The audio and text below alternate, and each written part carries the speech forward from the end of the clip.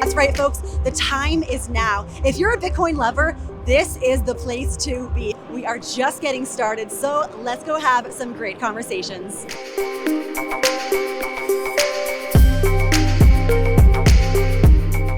Okay, so I'm here with Tom and Ava, a father-daughter duo. Guys, let me know, when did you first get into the crypto market? First time, she asked the question, 2011.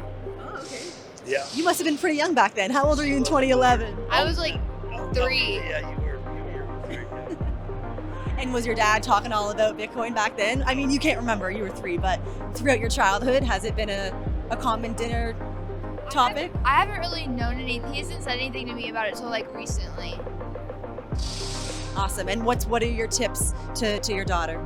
Well, she knows one, never, ever sell her Bitcoin. That we hold Bitcoin no matter what. We can borrow against it if we need to, but we don't ever sell it.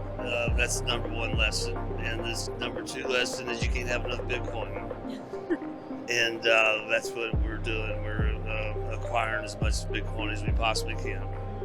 Amazing. And where do you see the price going in 1 year and in 10 years? Well, I'm a big fan of math. Math doesn't lie. And based on all the calculations I've seen, Bitcoin should probably hit somewhere in the $170,000 to $250,000 price range by the end of this year. And I think that Michael Saylor's probably close to being accurate when he says in 2040 Bitcoin can see 14 million a coin. Those are good predictions in my book. Well, you know, the scarcity of it, I don't think people realize 21 million is a number people use a lot, but if you look at the chain, Satoshi's node has not moved in 7-8 years.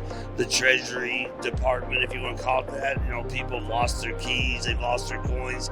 I'd say that there's probably 4 or 5 million less Bitcoin out there than there nobody wants to confuse people. There's 21 million hard cap, but there's not going to be 21 million because 4 or 5 million of them are just lost. And so now that you've, got a bit more knowledge about Bitcoin, and I assume you have a little bit yourself, how often are you checking the price? How invested are you now? I check like every day. I think it's cool to like see where it's going. She just turned 16, so instead of buying her a nice Tiffany necklace for her sweet 16, I got her 0.016 Bitcoin. And I was shocked when she said, I think you made a good move, Dad. So her birthday's right before Christmas. So Christmas, I decided to double that down. So I gave her another 0.016. So now she has 0.032 Bitcoin in her name. Something that you're gonna reap from reward. She was so receptive to. I mean, I thought I was gonna get the worst dad of the year look, and she said, "Good call, Dad." So she's up. Very cool. And is it just you two here this week, or do we have other family members as well? No, it's just us. It's just us. We were back here in October, and we had such a good time that she wanted to come back. So I said, "Well, I got a good reason to go back." Amazing. Conference. Amazing. Well, I hope you guys enjoy Vegas this week, and thanks so much for chatting with us. Yeah. All right, Dylan. So is this your very first Bitcoin conference? No, I've been doing the conference circuit for a couple of years, but this is my first Vegas conference. And how does it stand out to the other ones? Pretty large. I mean, it's quite a gathering. I think probably because we're making all-time highs. I think everyone and their mother have come out, so. Yes, all-time high last week. Very exciting time to be here. When did you first get into the crypto market? Well, I've been in Bitcoin since 2010. So Michael Saylor got me quite orange-pilled back then, and then my libertarian friends. But I would say I didn't really take it seriously till about 2016. Because it was hard for me to kind of see Bitcoin in the money currency debate. I saw it more as currency. And I think the Bitcoin maxis have helped us see it's really closer to gold. What would you say to a critic who says that Bitcoin is too slow or too energy intensive? I mean, compared to what, right?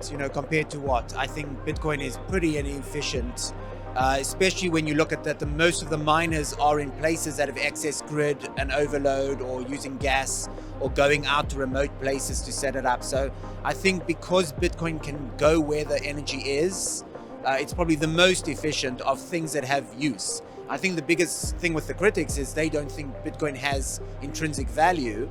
And so they're not willing to talk about the energy used to mine gold or mine any metal, because they're like, that has real utility. Well, most gold is only used as a reserve currency. It's not used for jewelry. So I think that ship has sailed long ago.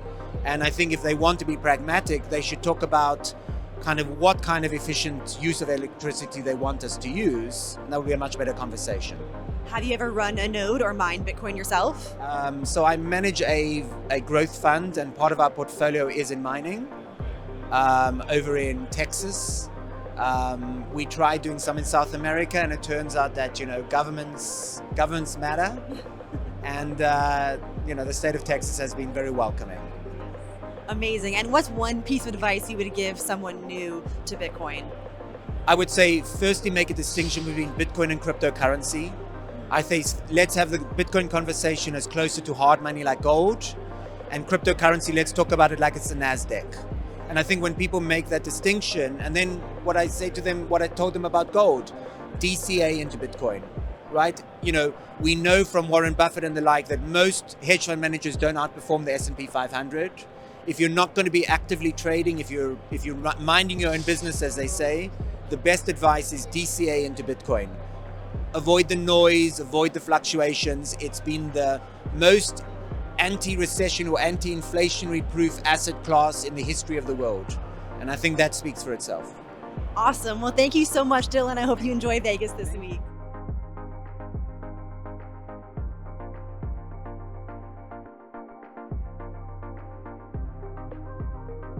If you like the content, please like and subscribe. It really does help. Thanks.